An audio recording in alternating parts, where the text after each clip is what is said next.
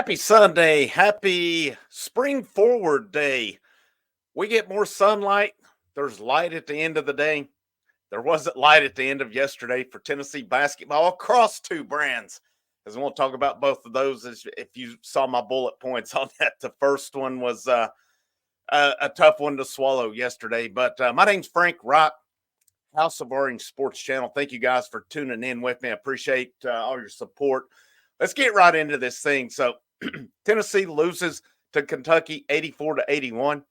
And then at the same time, the Lady Vols lose by 1 point to South Carolina on an agonizing buzzer beater. 15 minutes of agony yesterday. Yeah, I know I talk a lot about, don't talk much women's basketball on here, but where we were at watching it, you had Tennessee with that chance at the end to tie the game. Didn't get it to Dalton Connect, which that really kind of bugged me a bit that we didn't. Tennessee loses that game. Right beside of it, where they had the TVs, you had the Lady Vols on. They make their big comeback. You feel kind of good, but then, like always, you miss two free throws, and then just hideous defense. And for people to say, well, the girls never hit a three-pointer all year. She's a Division I scholarship player for the University of South Carolina, who has been the best basketball program in women's basketball. You do not leave anyone open. You get what you get when you play that poor of defense. Number one, you had a 5-on-4 advantage, and you left it. That honestly, that loss bothered me more than the men's, and I'm not even that invested in women's. It's Tennessee, so I want all brands to do good. But yeah, that one stunk, especially when you're in a bunch of South Carolina fans. But it was a lot of fun to watch. It wasn't a fun result, but within about 15 minutes each other, just two crappy results, for lack of a better term. But yeah, the men's team 84-81, and I think when you get into this game, you look at the stats on it.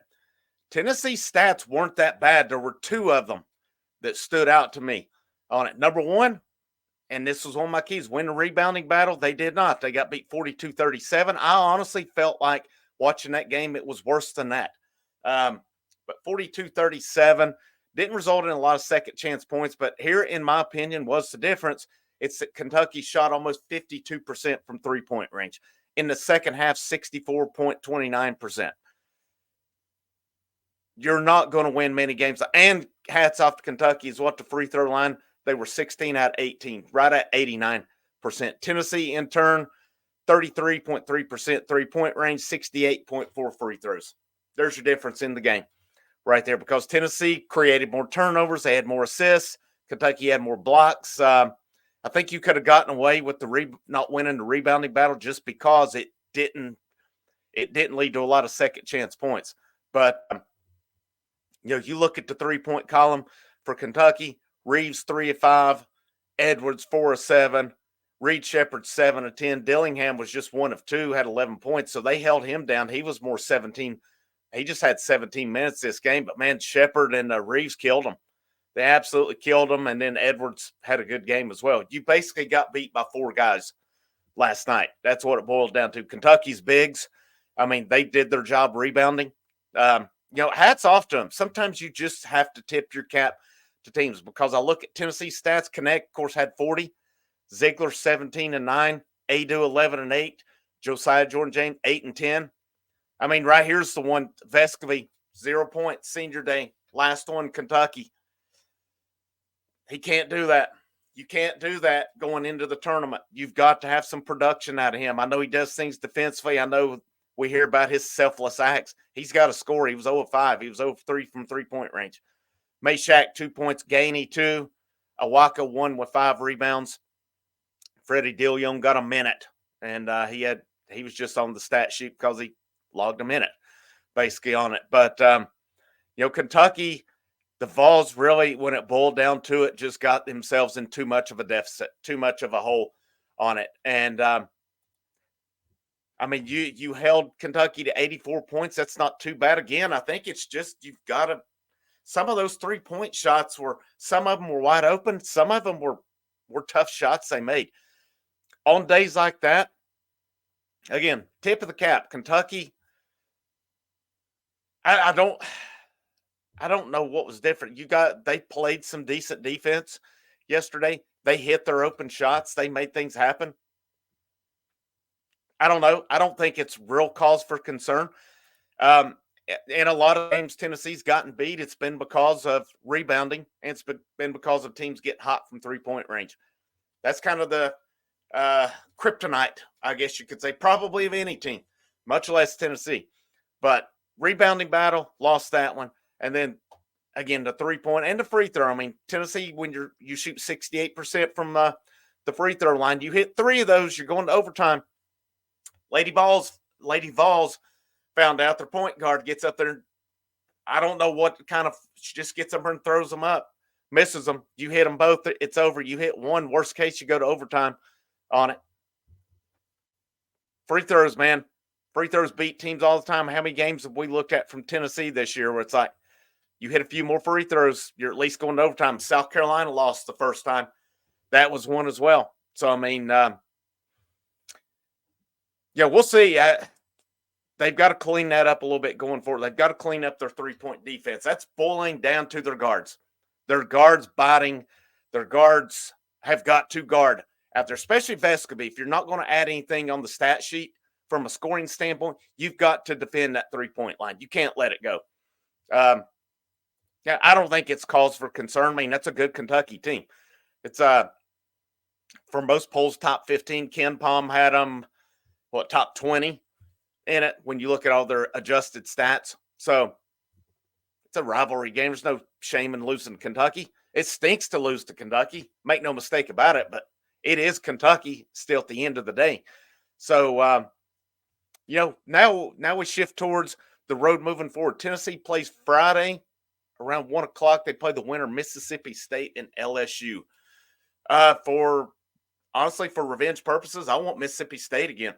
I want to see Tennessee get Mississippi State again. They win that one. Pretty sure I don't have the bracket pulled up in front of me, but it's I know I saw that South Carolina and Auburn are on their side of the bracket. So if it all plays out according to seeding, then if Tennessee is to beat the winner of LSU and Mississippi State, odds are they will get either Auburn or South Carolina in that game. Auburn absolutely annihilated South Carolina when they played. I think Auburn's a better team. South Carolina's a good team too. Either one of them. I hope Tennessee gets to play one of those teams because that's the type of teams you need to play getting into March Madness to get more prepared for it. Tennessee did get some good news last night as far as seeding because Arizona went to USC, who was 13-17 last night coming in, and USC beat Arizona. So that was where, they've talked about it's basically between Tennessee and Arizona. I don't think you can rule North Carolina out for that fourth number 1 seed either. They beat Duke yesterday, won the ACC. If North Carolina were to go on a run, win the conference tournament this week, and Tennessee and or Arizona slip up,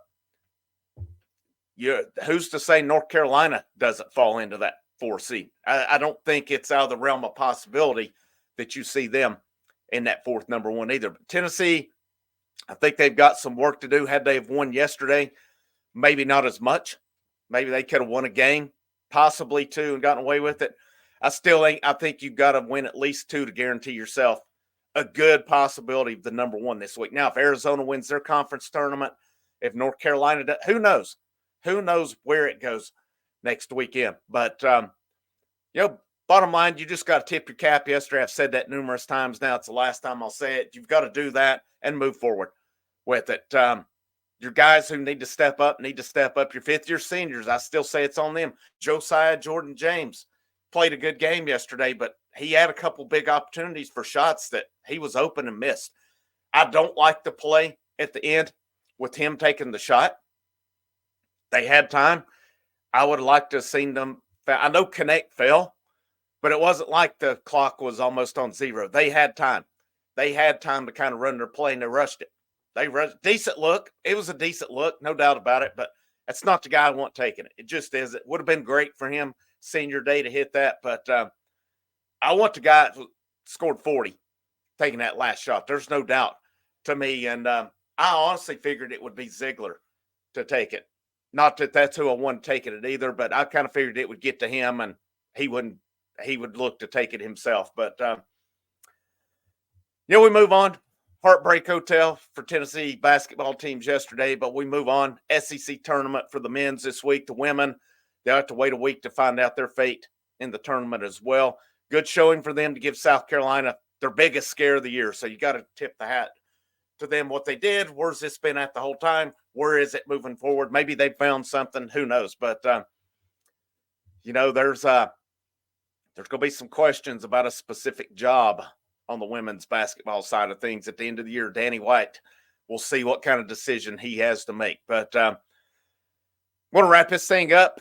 Coming this week, I'll be out of town a couple days. I'm going to try to record some stuff and drop it this week. Friday, after the game, my plan is moving forward the rest of the basketball season for the men is to be going live after every game.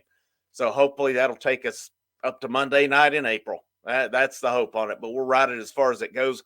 This week, I'll drop some stuff on that. Baseball wraps up their series today. They've had a great weekend so far with a total beatdown yesterday. So wasn't around to record yesterday, but I'll record a post game today on that. And then we'll just get some primer going this week. Hopefully, get some football stuff recorded and uploaded as well. Get the football brand started and launched on here as well. But happy Sunday, guys. Enjoy your extra hour of daylight. I know I will. My name's Frank Rock. This is the House of Orange Sports channel. And as always, go Vols.